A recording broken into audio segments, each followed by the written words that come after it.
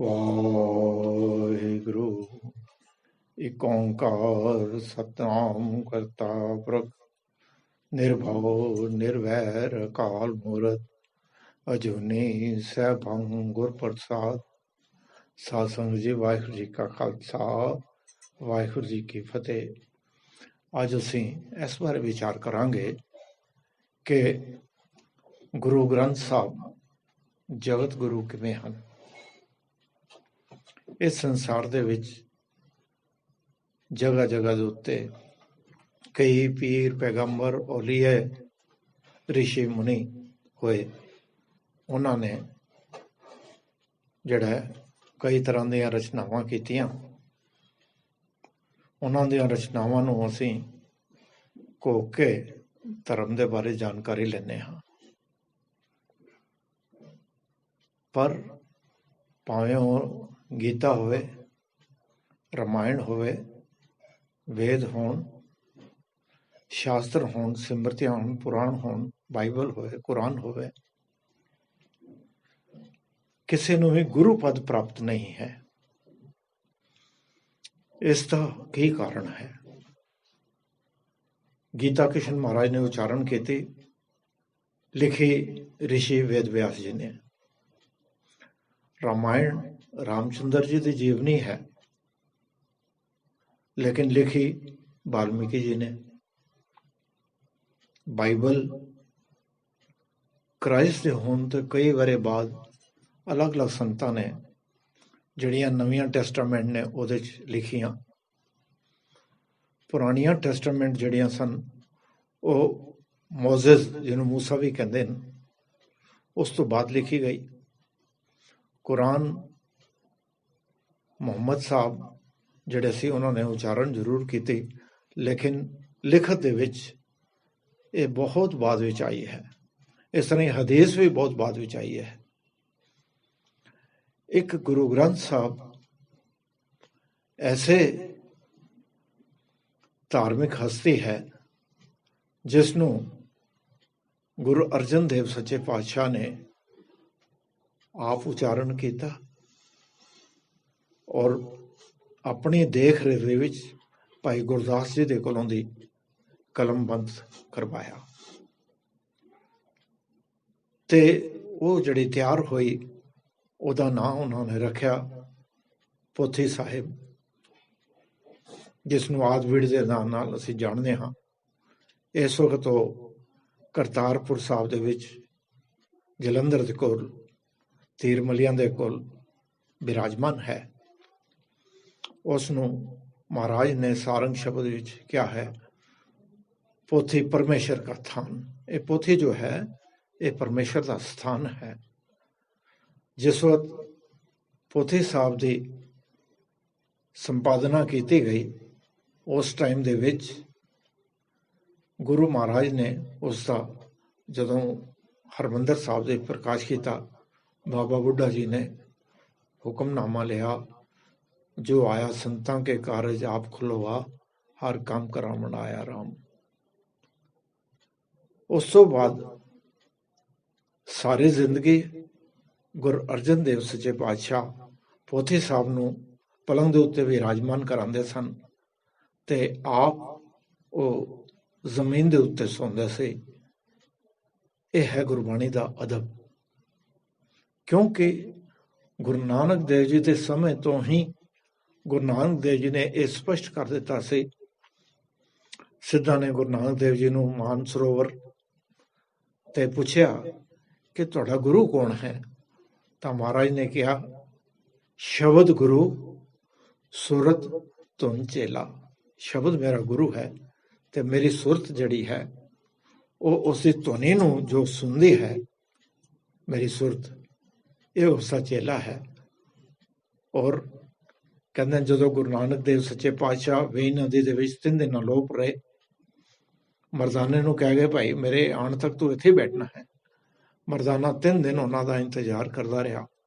3 ਦਿਨਾਂ ਬਾਅਦ ਜਦੋਂ ਗੁਰੂ ਮਹਾਰਾਜ ਵੇਈ ਨਦੀ ਦੇ ਵਿੱਚੋਂ ਦੀ ਬਾਹਰ ਨਿਕਲੇ ਤਾਂ ਮਰਦਾਨਾ ਕਹਿਣ ਲੱਗਾ, ਮਹਾਰਾਜ ਤੁਸੀਂ ਕਿੱਥੇ ਗਏ ਸੋ? ਕਹਿੰਦੇ, ਭਾਈ ਮੈਂ ਆਪਣੇ ਦੇਸ਼ ਗਿਆ ਸਾਂ। ਕਹਿੰਦੇ, ਜੀ ਤੁਹਾਡਾ ਕੋਈ ਹੋਰ ਦੇਸ਼ ਵੀ ਹੈ? कहते हाँ वही असली मेरा देश है। वो देश की है, निरंकार के देश जाए ਤਾਂ ਸੁਖ ਲੈ ਮਹਲ। ਗੁਰੂ ਨਾਨਕ ਦੇਵ ਜੀ 3 ਦਿਨ ਉੱਥੇ ਰਹਿ ਕੇ ਉਹਨਾਂ ਨੇ ਅਕਾਲ ਉਸਤਤ ਗਾਇਨ ਕੀਤੀ, ਪਰਮਾਤਮਾ ਦੀ ਅਕਾਲ ਪੁਰਖ ਵਾਹਿਗੁਰੂ ਦੀ ਉਸਤਤ ਗਾਇਨ ਕੀਤੀ। ਅਕਾਲ ਪੁਰਖ ਵੱਲੋਂ ਹੁਕਮ ਹੋਇਆ, ਨਾਨਕ ਇਹ ਪਿਆਲਾ ਪੀ। ਫਰਿਸ਼ਤੇ ਪਿਆਲਾ ਲੈ ਕੇ ਆਏ ਸਨ। ਮਹਾਰਾਜ ਇਹ ਕੀ ਹੈ? ਕਹਿੰਦੇ ਮੇਰੇ ਨਾਮ ਦਾ ਪਿਆਲਾ ਹੈ, ਇਸ ਨੂੰ ਤੂੰ ਪੀ ਲੈ। ਗੁਰੂ ਜੀ ਨੇ ਅਕਾਲ ਪੁਰਖ ਦਾ ਹੁਕਮ ਮੰਨਦੇ ਹੋਏ ਉਹ ਪਿਆਲਾ ਪੀਤਾ ਤਾਂ ਅਕਾਲ ਪੁਰਖ ਵਾਹਿਗੁਰੂ ਨੇ ਉਹਨਾਂ ਨੂੰ ਇਹ ਮੰਤਰ ਦਿੱਤਾ, ਇੱਕ ਓਂਕਾਰ ਸਤਨਾਮ ਕਰਤਾ ਪੁਰਖ ਨਿਰਭਉ ਨਿਰਵੈਰ ਅਕਾਲ ਮੂਰਤ ਅਜੂਨੀ ਸੈਭੰ ਗੁਰ ਪ੍ਰਸਾਦ। ਤਾਂ ਬਾਬੇ ਨੇ ਅੱਗੋਂ ਆਖਿਆ, ਜਪ ਆਦ ਸੱਚ ਜੁਗਾਦ ਸੱਚ ਹੈ ਵੀ ਸੱਚ, ਨਾਨਕ ਹੋਸੀ ਵੀ ਸੱਚ। ਇਉਂ ਜਾਪਦਾ ਹੈ ਕਿ ਜਪਜੀ ਸਾਹਿਬ ਸੋਦਰ ਤੇ ਸੋਹਿਲੇ ਦੀ ਉਚਾਰਨ ਗੁਰੂ ਨਾਨਕ ਦੇਵ ਸੱਚੇ ਪਾਤਸ਼ਾਹ ਨੇ ਸੱਚਖੰਡ ਦੇ ਵਿੱਚ ਪਰਮਾਤਮਾ ਦੇ ਸਾਹਮਣੇ ਬੈਠ ਕੇ ਕੀਤੀ। ਜਦੋਂ ਉਹ ਵਾਪਸ ਆਏ ਤੇ ਉਸ ਨੂੰ ਉਹਨਾਂ ਨੇ ਲਿਖ ਲਿਆ। ਭਾਈ ਭਗੀਰਥ ਜੀ ਦੇ ਨਾਲ ਭਾਈ ਮਨਸੁਖ ਜੀ ਦੋਨੋਂ ਵਪਾਰੀ ਸਨ, ਲਾਹੌਰ ਤੋਂ ਆਏ ਗੁਰੂ ਮਹਾਰਾਜ ਦੇ ਦਰਸ਼ਨ ਕਰਨ। ਤਾਂ ਭਾਈ ਮਨਸੁਖ ਕਹਿਣ ਲੱਗੇ, ਮਹਾਰਾਜ ਸੁਣਿਆ ਤੁਸੀਂ ਉਦਾਸੀ ਤੇ ਜਾ ਰਹੇ ਹੋ, ਬੜਾ ਲੰਬਾ ਚੱਕਰ ਲਗਾਣਾ, ਜੇ ਆਪ ਜੀ ਦਾ ਹੁਕਮ ਹੋਵੇ ਤਾਂ ਮੈਂ ਵੀ ਨਾਲ ਚੱਲਾਂ। ਕਹਿੰਦੇ ਨਹੀਂ, ਤੇਰੀ ਸੇਵਾ ਕੁਝ ਹੋਰ ਹੈ। ਕਹਿੰਦੇ ਮਹਾਰਾਜ ਮੈਂ ਤਾਂ ਤੁਹਾਡੇ ਦਰਸ਼ਨਾਂ ਬਗੈਰ ਰਹਿ ਨਹੀਂ ਸਕਦਾ, ਮੈਨੂੰ ਕੁਝ ਕਿਸ ਤਰ੍ਹਾਂ ਹੋਏ ਕਿ ਮੈਂ ਹਮੇਸ਼ਾ ਤੁਹਾਡਾ ਦਰਸ਼ਨ ਕਰਦਾ ਰਹਾਂ। ਤਾਂ ਗੁਰੂ ਨਾਨਕ ਦੇਵ ਜੀ ਨੇ ਉਸ ਨੂੰ ਕਿਹਾ, ਭਾਈ ਇਹ ਪੋਥੀ ਸਾਹਿਬ ਹੈ, ਇਸ ਦੇ ਵਿੱਚ ਜਪਜੀ ਸਾਹਿਬ ਸੋਦਰ ਔਰ ਸੋਹਿਲਾ ਇਹ 3 ਬਾਣੀਆਂ ਹਨ, ਤੂੰ ਇਹਨਾਂ ਨੂੰ ਲਿਖ ਲੈ।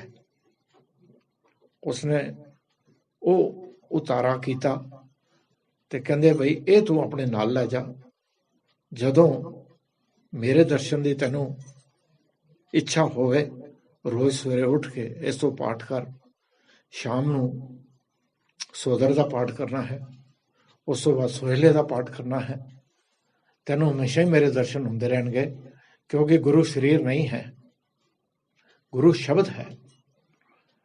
ਜਿਹੜੇ ਕਿਸੇ ਦੇਹ ਨੂੰ ਗੁਰੂ ਮੰਨਦੇ ਹਨ ਉਹਨਾਂ ਨੂੰ ਪੁੱਛੋ ਬਈ ਤੁਹਾਡਾ ਗੁਰੂ ਮੰਨ ਲਓ ਉਹ ਤਖਤ ਤੇ ਬਿਰਾਜਮਾਨ ਹੋਵੇ, ਉਹਦੇ ਮੂੰਹ ਦੇ ਉੱਤੇ ਪੱਟੀ ਬੰਨ੍ਹਦੀ ਹੈ ਤੇ ਉਹਨੂੰ ਕਹੀਏ ਵੀ ਬੋਲੇ ਕੁਛ ਨਾ, ਕੀ ਉਸ ਤੋਂ ਸਾਨੂੰ ਕੋਈ ਲਾਭ ਪ੍ਰਾਪਤ ਹੋਏਗਾ? ਕੁਛ ਨਹੀਂ ਹੋਣਾ। ਸਾਨੂੰ ਦੂਸਰੀ ਗੱਲ ਇਹ ਹੈ ਕਿ ਅਸੀਂ ਉਸ ਉਪਦੇਸ਼ ਦੇ ਉੱਤੇ ਚੱਲਣਾ ਹੈ, ਨਾ ਕਿ ਗੁਰੂ ਦੇ ਸਰੀਰ ਦੇ ਉੱਤੇ ਚੱਲਣਾ ਹੈ। ਤੇ ਗੁਰੂ ਉਸੋ ਦੇ ਸ਼ਬਦ ਸੀ ਔਰ ਬਾਅਦ ਵਿੱਚ ਵੀ ਸ਼ਬਦ ਰਿਹਾ ਹੈ। ਗੁਰੂ ਨਾਨਕ ਦੇਵ ਜੀ ਨੇ ਚਾਰੋਂ ਉਦਾਸੀਆਂ ਕਰਨ ਦੇ ਵੇਲੇ ਆਪਣੇ ਨਾਲ ਉਹ ਪੋਥੀ ਦੇ ਕਈ ਉਤਾਰੇ ਗੁਰਮੁਖੀ ਦੇ ਵਿੱਚ ਔਰ ਪਰਸ਼ੀਅਨ ਫਾਰਸੀ ਦੇ ਵਿੱਚ ਵੀ ਲਿਖੇ। ਮੱਕੇ ਦੇ ਵਿੱਚ ਸੈਯਦ ਪ੍ਰਿਥੀਪਾਲ ਸਿੰਘ ਜੀ ਇਹ ਲਿਖਦੇ ਹਨ ਕਿ ਮੈਂ ਆਪਣੇ ਅੱਖੀਂ ਦੇਖਿਆ ਉੱਥੋਂ ਦੇ ਬਹੁਤ ਸਾਰੇ ਮੁਸਲਮਾਨ ਜਿਹੜੇ ਨੇ ਉਹਨਾਂ ਕੋਲ ਗੁਰੂ ਮਹਾਰਾਜ ਨੇ ਜਿਹੜੀ ਜਪਜੀ ਸਾਹਿਬ ਦੀ ਪੋਥੀ ਦਿੱਤੀ ਸੀ ਉਹ ਉਹਨਾਂ ਕੋਲ ਸੁਰੱਖਿਅਤ ਪਈ ਹੈ। ਗੁਰੂ ਮਹਾਰਾਜ ਦੀਆਂ ਖੜਾਵਾਂ ਵੀ ਉਹਨਾਂ ਕੋਲ ਹੈਗੀਆਂ। ਜਿਹੜੇ ਉੱਚ ਦੇ ਪੀਰ ਹਿੰਦੁਸਤਾਨ ਦੇ ਵਿੱਚ ਆ ਗਏ ਸੀ ਕਾਜ਼ੀ ਰੁਕਨਦੀਨ ਦੀ ਸੰਤਾਨ ਦੇ ਵਿੱਚੋਂ, ਉਹਨਾਂ ਕੋਲ ਜਪਜੀ ਸਾਹਿਬ ਦੀ ਉਹ ਪੋਥੀ ਹੈ ਤੇ ਗੁਰੂ ਮਹਾਰਾਜ ਦੀ ਖੜਾਵਾਂ ਵੀ ਹਨ। ਇਸ ਵਕਤ ਉਹ ਅਫਗਾਨਿਸਤਾਨ ਦੇ ਵਿੱਚ ਨਿਵਾਸ ਕਰਦੇ ਹਨ। ਮਹਾਰਾਜ ਗੁਰੂ ਨਾਨਕ ਦੇਵ ਜੀ ਨੇ ਜਦੋਂ ਗੁਰੂ ਅੰਗਦ ਦੇਵ ਜੀ ਨੂੰ ਗੁਰਗੱਦੀ ਦਿੱਤੀ, ਉਹਨਾਂ ਨੇ ਕਈ ਇਮਤਿਹਾਨ ਲਏ ਆਪਣੇ ਪੁੱਤਰਾਂ ਕੋਲੋਂ ਵੀ ਤੇ ਭਾਈ ਲਹਿਣਾ ਜੀ ਤੋਂ ਵੀ। ਭਾਈ ਲਹਿਣਾ ਜੀ ਪਾਸ ਹੋਏ, ਗੁਰੂ ਮਹਾਰਾਜ ਬਹੁਤ ਖੁਸ਼ ਹੋਏ। ਉਹਨਾਂ ਨੇ ਉਹਨਾਂ ਨੂੰ ਆਪਣੇ ਜੱਫੀ 'ਚ ਲੈ ਲਿਆ। ਕਹਿੰਦੇ ਅੰਗਦ ਤੂੰ ਮੇਰੇ ਅੰਗ ਦੇ ਨਾਲ ਲੱਗ ਕੇ ਅੰਗਦ ਹੋ ਗਿਆ ਹੈ, ਹੁਣ ਤੂੰ ਲਹਿਣਾ ਨਹੀਂ ਹੈ, ਗੁਰੂ ਅੰਗਦ ਦੇਵ ਹੈ। ਮਹਾਰਾਜ ਨੇ ਉਹਨਾਂ ਨੂੰ ਬਾਬਾ ਬੁੱਢਾ ਜੀ ਨੂੰ ਕਿਹਾ ਕਿ ਇਹਨਾਂ ਨੂੰ ਤਿਲਕ ਲਗਾਓ 5 ਪੈਸੇ ਤੇ ਨਾਰੀਅਲ, ਉਹਨਾਂ ਨੂੰ ਮੱਥਾ ਟੇਕਿਆ। ਨਾਲ ਉਹਨਾਂ ਨੂੰ ਜਿੰਨੀ ਉਹਨਾਂ ਨੇ ਭਾਵੇਂ ਉਹ ਓਂਕਾਰ ਬਾਣੀ ਹੋਵੇ, ਭਾਵੇਂ ਉਹ ਸਿੱਧ ਗੋਸ਼ਟ ਹੋਵੇ, ਉਹ ਸਾਰੀਆਂ ਬਾਣੀਆਂ ਲਿਖਿਤ ਰੂਪ ਦੇ ਵਿੱਚ, ਪੋਥੀ ਸਰੂਪ ਦੇ ਵਿੱਚ ਗੁਰੂ ਅੰਗਦ ਦੇਵ ਜੀ ਨੂੰ ਭੇਟਾ ਕਰ ਦਿੱਤੀਆਂ। ਗੁਰੂ ਅੰਗਦ ਦੇਵ ਜੀ ਨੇ ਗੁਰਮੁਖੀ ਨੂੰ ਸੰਪੂਰਨਤਾ ਦਿੱਤੀ ਤੇ ਉਸ ਨੂੰ ਇੱਕ ਲਿਪੀ ਦੇ ਤੌਰ ਤੇ ਪ੍ਰਵਾਨ ਕੀਤਾ ਤੇ ਆਪਣੇ ਜਿਹੜੇ 62 ਸ਼ਲੋਕ ਗੁਰੂ ਮਹਾਰਾਜ ਨੇ ਉਚਾਰਨ ਕੀਤੇ ਉਹ ਵੀ ਉਹਦੇ ਵਿੱਚ ਦਰਜ ਕੀਤੇ। ਗੁਰੂ ਅਮਰਦਾਸ ਜੀ ਨੇ ਗੁਰੂ ਅੰਗਦ ਦੇਵ ਜੀ ਦੀ 12 ਸਾਲ ਸੇਵਾ ਕੀਤੀ, ਅਖੰਡ ਸੇਵਾ ਕੀਤੀ। ਅੰਮ੍ਰਿਤ ਵੇਲੇ ਜਾ ਕੇ ਗਾਗਰ ਲੈ ਕੇ ਆਣੀ ਖਡੂਰ ਸਾਹਿਬ ਤੱਕ, ਉਹਨਾਂ ਨੇ ਬਿਆਸਾ ਦੇ ਵਿੱਚੋਂ ਜਲ ਭਰ ਕੇ ਲਿਆ ਕੇ ਇਸ਼ਨਾਨ ਕਰਾਉਣਾ। ਕਰੜੀ ਕਾਲ ਕਮਾਈ ਤੋਂ ਬਾਅਦ ਉਹਨਾਂ ਨੂੰ ਜਦੋਂ ਗੁਰਗੱਦੀ ਦੇ ਉੱਤੇ ਮਹਾਰਾਜ ਨੇ ਬਿਰਾਜਮਾਨ ਕਰਾਇਆ ਤਾਂ ਉਹਦੇ ਵਿੱਚ ਆਪਣੇ ਵੀ 62 ਸ਼ਲੋਕ ਦਰਜ ਕਰਕੇ ਉਹਨਾਂ ਨੇ ਗੁਰੂ ਅੰਗਦ ਦੇਵ ਜੀ ਨੇ ਗੁਰੂ ਅਮਰਦਾਸ ਜੀ ਨੂੰ ਉਹ ਪੋਥੀ ਦੇ ਦਿੱਤੀ। ਇਹ ਪੋਥੀ ਭਾਈ ਮੋਹਨ ਜੀ ਜਿਹੜੇ ਕਿ ਗੁਰੂ ਅਮਰਦਾਸ ਜੀ ਦੇ ਸਪੁੱਤਰ ਸਨ, ਉਹਨਾਂ ਨੇ ਆਪਣੇ ਕੋਲ ਰੱਖ ਲਈ। ਉਹਨਾਂ ਨੇ ਗੁਰੂ ਰਾਮਦਾਸ ਜੀ ਨੂੰ ਨਹੀਂ ਦਿੱਤੀ। ਗੁਰੂ ਰਾਮਦਾਸ ਜੀ ਆਪਣੀ ਜੋ ਬਾਣੀ ਉਚਾਰਨ ਕਰਦੇ ਗੁਰੂ ਗ੍ਰੰਥ ਸਾਹਿਬ ਦੇ, ਉਹਨਾਂ ਨੇ 30 ਰਾਗਾਂ ਦੇ ਵਿੱਚ ਬਾਣੀ ਉਚਾਰਨ ਕੀਤੀ ਹੈ ਤੇ ਉਹ ਬਾਣੀ ਅਲੱਗ ਤੌਰ ਤੇ ਲਿਖੀ ਗਈ। ਗੁਰੂ ਅਰਜਨ ਦੇਵ ਸੱਚੇ ਪਾਤਸ਼ਾਹ ਨੂੰ ਜਦੋਂ ਉਹਨਾਂ ਨੇ ਗੁਰਗੱਦੀ ਦੀ ਬਖਸ਼ਿਸ਼ ਕੀਤੀ ਤਾਂ ਉਹਨਾਂ ਨੂੰ ਉਹ ਪੋਥੀ ਸੌਂਪ ਦਿੱਤੀ। ਗੁਰੂ ਅਰਜਨ ਦੇਵ ਜੀ ਭਾਈ ਮੋਹਨ ਜੀ ਦੇ ਕੋਲੋਂ ਦੀ ਆਪ ਜਾ ਕੇ ਪਹਿਲੀ ਪੋਥੀ ਸਾਹਿਬ ਲੈ ਕੇ ਆਏ। ਉਹਨਾਂ ਨੇ ਦੇਖਿਆ ਪ੍ਰਿਥੀ ਚੰਦ ਜਿਹੜਾ ਹੈ ਉਹ ਵੀ ਨਾਨਕ ਨਾਮ ਦੇ ਛਾਪ ਦੇ ਥੱਲੇ ਕੁਝ ਬਾਣੀ ਉਚਾਰਨ ਕਰ ਰਿਹਾ। ਤਾਂ ਗੁਰੂ ਮਹਾਰਾਜ ਨੇ ਕਿਹਾ ਕਿਧਰੇ ਸਿੱਖਾਂ ਨੂੰ ਭੁਲੇਖਾ ਨਾ ਪੈ ਜਾਏ ਕਿ ਕਿਹੜੀ ਅਸਲ ਬਾਣੀ ਹੈ ਔਰ ਕਿਹੜੀ ਕੱਚੀ ਬਾਣੀ ਹੈ। ਉਹਨਾਂ ਨੇ ਭਾਈ ਗੁਰਦਾਸ ਜੀ ਨੂੰ ਰਾਮਦਾਸ ਵਿੱਚ ਬੈਠ ਕੇ ਗੁਰੂ ਗ੍ਰੰਥ ਸਾਹਿਬ ਦੀ ਪੋਥੀ ਸਾਹਿਬ ਲਿਖਵਾਈ। ਉਹ ਪੋਥੀ ਸਾਹਿਬ ਜਿਹਦੇ ਬਾਰੇ ਮੈਂ ਪਹਿਲਾਂ ਜ਼ਿਕਰ ਕੀਤਾ ਹੈ, ਹੁਣ ਵੀ ਧੀਰਮਲੀਆਂ ਦੇ ਕੋਲ ਕਰਤਾਰਪੁਰ ਸਾਹਿਬ ਦੇ ਵਿੱਚ ਬਿਰਾਜਮਾਨ ਹੈ।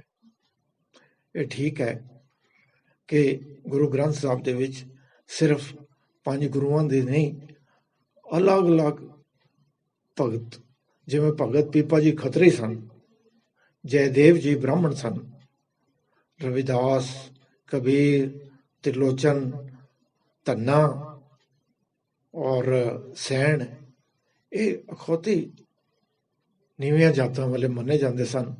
ਮਹਾਰਾਜ ਨੇ ਜਾਤ ਪਾਤ ਦਾ ਕੋਈ ਵਿਤਕਰਾ ਨਹੀਂ ਕੀਤਾ, ਉਹਨਾਂ ਦੀ ਬਾਣੀ ਵਿੱਚ ਦਰਜ ਕੀਤੀ। ਭਗਤ ਸੂਰਦਾਸ ਜੀ ਦੀ ਇੱਕ ਤੁਕ ਸਾਰੰਗ ਰਾਗ ਦੇ ਵਿੱਚ ਆਉਂਦੀ ਹੈ, ਛਾੜ ਮਨ ਹਰ ਵਿਮੁਖਨ ਕੋ ਸੰਗ, ਤੇ ਨਾਲ ਅੱਗੇ ਲਿਖਿਆ ਮਹਿਲਾ ਪੰਜਵਾਂ ਸੂਰਦਾਸ। ਅੱਗੇ ਗੁਰੂ ਅਰਜਨ ਦੇਵ ਜੀ ਨੇ ਉਸ ਸ਼ਬਦ ਨੂੰ ਸੰਪੂਰਨਤਾ ਦਿੱਤੀ ਹੈ। ਇਸ ਤੋਂ ਇਲਾਵਾ 11 ਭੱਟਾਂ ਦੀ ਬਾਣੀ, 3 ਸਿੱਖਾਂ ਦੀ ਬਾਣੀ, ਸੱਤਾ ਬਰਵੰਡਾ ਤੇ ਸੁੰਦਰ ਜੀ ਜੋ ਕਿ ਗੁਰੂ ਅਮਰਦਾਸ ਜੀ ਦੇ ਪੋਤਰੇ ਸਨ, ਉਹਨਾਂ ਦੀ ਬਾਣੀ ਵੀ ਵਿੱਚ ਦਰਜ ਕੀਤੀ। ਗੁਰੂ ਗੋਬਿੰਦ ਸਿੰਘ ਮਹਾਰਾਜ ਨੇ ਗੁਰੂ ਤੇਗ ਬਹਾਦਰ ਸਾਹਿਬ ਦੀ ਬਾਣੀ ਇਸ ਪੋਥੀ ਦੇ ਵਿੱਚ ਲਿਖ ਕੇ ਸੰਪਾਦਨਾ ਕਰਨ ਦੇ ਵਾਸਤੇ ਉਪਰਾਲਾ ਕੀਤਾ। ਧੀਰਮਲੀਆਂ ਨੇ ਪਹਿਲੇ ਵਾਲੇ ਪੋਥੀ ਸਾਹਿਬ ਦੇਣ ਤੋਂ ਮਨਾ ਕਰ ਦਿੱਤਾ। ਉਹਨਾਂ ਨੇ ਕਿਹਾ ਜੇ ਤੁਹਾਡਾ ਗੁਰੂ ਸਮਰੱਥ ਹੈ ਤਾਂ ਉਹ ਆਪ ਗੁਰੂ ਗ੍ਰੰਥ ਸਾਹਿਬ ਉਚਾਰ ਲਵੇ। ਤਾਂ ਉਹਨਾਂ ਨੇ ਕਿਹਾ ਭਾਈ ਮਨੀ ਸਿੰਘ ਜੀ, ਇਹ ਦਮਦਮਾ ਸਾਹਿਬ ਤਲਵੰਡੀ ਸਾਬੋ ਦੀ ਗੱਲ ਹੈ। ਭਾਈ ਮਨੀ ਸਿੰਘ ਜੀ, ਤੁਸੀਂ ਕਲਮ ਦਵਾਤ ਕਾਗਜ਼ ਲਓ। ਬਾਬਾ ਦੀਪ ਸਿੰਘ ਜੀ ਤੇ ਹੋਰ ਸਿੱਖ ਉਹਨਾਂ ਨੇ ਉਹਨਾਂ ਦੀ ਮਦਦ ਕੀਤੀ। ਕੋਈ ਸ਼ਾਹੀ ਬਣਾ ਰਿਹਾ ਹੈ, ਕੋਈ ਕਲਮਾ ਕੱਢ ਰਿਹਾ ਹੈ ਔਰ ਗੁਰੂ ਮਹਾਰਾਜ ਬਾਣੀ ਉਚਾਰਨ ਕਰ ਰਹੇ ਹਨ। ਔਰ ਇਸ ਤਰ੍ਹਾਂ ਜਿੱਥੇ ਜਿੱਥੇ ਗੁਰੂ ਤੇਗ ਬਹਾਦਰ ਸਾਹਿਬ ਦੀ ਬਾਣੀ ਜਿਹੜੀ ਹੈ ਵਿੱਚ ਐਡ ਕਰਨੀ ਹੈ ਉਹ ਕੀਤੀ ਗਈ ਔਰ ਇਸ ਨੂੰ ਫਿਰ ਸੰਪੂਰਨਤਾ ਦੇ ਕੇ ਗੁਰੂ ਗ੍ਰੰਥ ਸਾਹਿਬ ਦੀ ਬੀਟ ਜੋ ਹੈ ਮਹਾਰਾਜ ਸੱਚੇ ਪਾਤਸ਼ਾਹ ਨੇ ਉਸ ਦੇ ਉਤਾਰੇ ਕਰਨ ਵਾਸਤੇ ਬਾਬਾ ਦੀਪ ਸਿੰਘ ਜੀ ਦੀ ਡਿਊਟੀ ਲਗਾਈ, ਜਿਨ੍ਹਾਂ ਨੇ ਆਪਣੇ ਹੱਥ ਦੇ ਨਾਲ ਕਈ ਜਗ੍ਹਾ ਤੇ ਬੀੜਾਂ ਲਿਖ ਕੇ ਅਲੱਗ-ਅਲੱਗ ਤਖਤ ਸਾਹਿਬਾਨ ਦੇ ਉੱਤੇ ਭਿਜਵਾਈਆਂ। ਜਦੋਂ ਮਹਾਰਾਜ ਹਜ਼ੂਰ ਸਾਹਿਬ ਗਏ ਤਾਂ ਉਸ ਟਾਈਮ ਦੇ ਉੱਤੇ ਉਹਨਾਂ ਨੇ ਜਿਸ ਵਿੱਚ ਸਰੀਰ ਛੱਡਿਆ ਹੈ, ਉਹਨਾਂ ਨੇ ਕਿਹਾ, ਆ ਗਿਆ ਭਾਈ ਅਕਾਲ ਕੀ ਤਭੀ ਚਲਾਇਓ ਪੰਥ, ਸਭ ਸਿੱਖਨ ਕੋ ਹੁਕਮ ਹੈ ਗੁਰੂ ਮਾਨਿਓ ਗ੍ਰੰਥ। ਅੱਜ ਤੋਂ ਬਾਅਦ ਮੇਰੀ ਜੋਤ ਗੁਰੂ ਗ੍ਰੰਥ ਦੇ ਵਿੱਚ ਹੈ। ਔਰ ਨਾਮ ਜਪਣ ਦੀ ਜੁਗਤੀ, ਅੰਮ੍ਰਿਤ ਛਕਾਉਣ ਦਾ ਅਧਿਕਾਰ ਪੰਜ ਪਿਆਰਿਆਂ ਦੇ ਕੋਲ ਹੈ। ਜੋਤ ਤੇ ਜੁਗਤ ਦਾ ਇਸ ਤਰ੍ਹਾਂ ਗੁਰੂ ਗੋਬਿੰਦ ਸਿੰਘ ਮਹਾਰਾਜ ਨੇ ਸੁਮੇਲ ਕਰਕੇ ਗੁਰੂ ਗ੍ਰੰਥ ਸਾਹਿਬ ਨੂੰ ਗੁਰੂ ਦੀ ਉਪਾਧੀ ਦੇ ਕੇ 5 ਪੈਸੇ ਤੇ ਨਾਰੀਅਲ ਦੇ ਕੇ ਮੱਥਾ ਟੇਕਿਆ ਔਰ ਕਿਹਾ ਕਿ ਅੱਜ ਤੋਂ ਬਾਅਦ ਤੁਹਾਡੇ ਗੁਰੂ ਗ੍ਰੰਥ ਸਾਹਿਬ ਹਨ। ਜਿਸ ਨੇ ਵੀ ਜੋ ਸਿੱਖ ਮਮ ਦਰਸ਼ਨ ਕੀ ਚਾਹ ਦਰਸ਼ਨ ਕਰੇ ਗ੍ਰੰਥ ਜੀ ਆਏ। ਪ੍ਰਭਾਤ ਸਮੇਂ ਕਰਕੇ ਇਸ਼ਨਾਨ, 3 ਪ੍ਰਦક્ષਿਣਾ ਕਰੇ ਸੁਜਾਨ, ਮੇਰੋ ਰੂਪ ਗ੍ਰੰਥ ਕੇ ਮਨ। ਇਹ ਗੁਰੂ ਮਹਾਰਾਜ ਨੇ ਹੁਕਮ ਕੀਤਾ ਤੇ ਗੁਰੂ ਗ੍ਰੰਥ ਸਾਹਿਬ ਨੂੰ ਗੁਰਿਆਈ ਦੇ ਦਿੱਤੀ ਗਈ। ਸਿਰਫ ਗੁਰੂ ਗ੍ਰੰਥ ਸਾਹਿਬ ਹੀ ਦੁਨੀਆ ਦੇ ਵਿੱਚ ਉਹ ਇੱਕ ਐਸਾ ਧਾਰਮਿਕ ਗ੍ਰੰਥ ਹੈ ਜਿਸ ਨੂੰ ਸੁਪਰੀਮ ਕੋਰਟ ਨੇ ਵੀ ਲਿਵਿੰਗ ਗੁਰੂ ਮੰਨਿਆ ਹੈ। ਇਸ ਦੇ ਨਾਂ ਤੇ ਜਾਇਦਾਦ ਖਰੀਦੀ ਜਾ ਸਕਦੀ ਹੈ। ਇਹ ਇੱਕ person by law Hindustan the supreme court ਨੇ ਡਿਕਲੇਅਰ ਕੀਤਾ ਹੈ ਗੁਰੂ ਗ੍ਰੰਥ ਸਾਹਿਬ ਨੂੰ। ਮੈਂ ਇਹ ਤੁਹਾਨੂੰ ਦੱਸਣਾ ਚਾਹੁੰਦਾ ਹਾਂ ਕਿ ਇਸ ਗੁਰੂ ਗ੍ਰੰਥ ਸਾਹਿਬ ਦੇ ਅਲੱਗ-ਅਲੱਗ ਸਮੇਂ ਤੇ ਅਲੱਗ-ਅਲੱਗ ਤਰੀਕੇ ਦੇ ਨਾਲ ਜਦੋਂ ਅਸੀਂ ਹੁਕਮਨਾਮਾ ਲੈਂਦੇ ਹਾਂ, ਪੰਥ ਦਾ ਮਾਰਗ ਦਰਸ਼ਨ ਕੀਤਾ ਔਰ ਸदैव ਕਾਲ ਵਾਸਤੇ ਗੁਰੂ ਦੇ ਰੂਪ ਦੇ ਵਿੱਚ ਮਹਾਰਾਜ ਸੱਚੇ ਪਾਤਸ਼ਾਹ ਨੇ ਸਾਨੂੰ ਇਹ ਸੌਗਾਤ ਬਖਸ਼ੀ ਹੈ, ਜਿਸ ਨੂੰ ਅਸੀਂ ਕਹਿੰਦੇ ਹਾਂ ਬਾਣੀ ਗੁਰੂ। ਗੁਰੂ ਹੈ ਬਾਣੀ, ਵਿੱਚ ਬਾਣੀ ਅੰਮ੍ਰਿਤ ਸਾਰੇ, ਗੁਰ ਬਾਣੀ ਕਹੈ ਸੇਵਕ ਜਨ ਮਾਨੈ, ਪ੍ਰਤੱਖ ਗੁਰੂ ਨਿਸਤਾਰੇ। ਬਾਣੀ ਗੁਰੂ ਹੈ, ਗੁਰੂ ਬਾਣੀ ਹੈ ਔਰ ਸਾਰੀ ਬਾਣੀ ਦੇ ਵਿੱਚ ਅੰਮ੍ਰਿਤ ਸਮੋਇਆ ਹੋਇਆ ਹੈ। ਗੁਰੂ ਬਾਣੀ ਉਚਰਦਾ ਹੈ, ਸਿੱਖ ਜਿਹੜਾ ਹੈ ਉਸ ਨੂੰ ਉੱਤੇ ਪੂਰਨ ਵਿਸ਼ਵਾਸ ਲਿਆਂਦਾ ਹੈ ਤੇ ਪ੍ਰਤੱਖ ਤੌਰ ਤੇ ਉਸ ਦਾ ਨਿਸਤਾਰਾ ਹੋ ਜਾਂਦਾ ਹੈ। ਇਸ ਕਰਕੇ ਇਹ ਗੁਰੂ ਗ੍ਰੰਥ ਸਾਹਿਬ ਹੀ ਸਿੱਖਾਂ ਦੇ ਗੁਰੂ ਹਨ। ਵਾਹਿਗੁਰੂ ਜੀ ਕਾ ਖਾਲਸਾ, ਵਾਹਿਗੁਰੂ ਜੀ ਕੀ ਫਤਿਹ।